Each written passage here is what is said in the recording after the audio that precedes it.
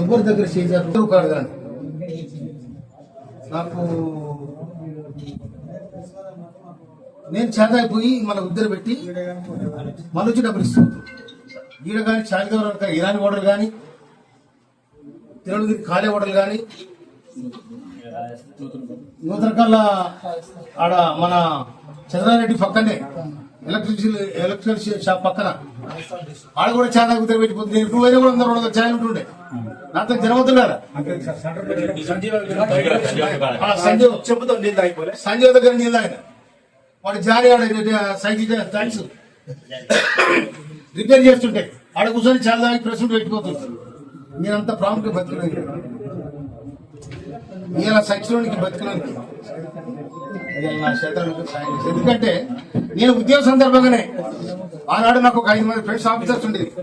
నేను ఉద్యోగం నడిపిస్తానని నాకు నెలకు 10,000 రూపాయలు అకౌంట్లు ఇచ్చేవాళ్ళ ఆనాడే. అందుకోసమే నేను ఇలా గౌరవంగా తుంగతుర్తిలా నిండుగా తిరుగుతుందంటే నాకు నా ఆత్మగౌరవం నన్ను ప్రజలకు దీవించిన విధానం. ఈ చిల్లర లెక్క నేనేం చేస్తానండి?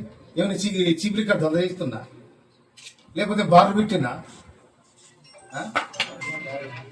కనుక పెడతానంటే వద్దంటాడు.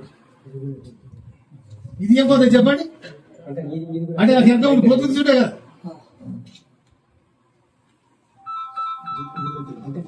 నా లైఫ్ లో ఒకరి మీద కేసు పెడితే కూడా తెలియదు నాకు, ఒకరిని దౌర్జన్యం చేయాలని తెలియదు నాకు.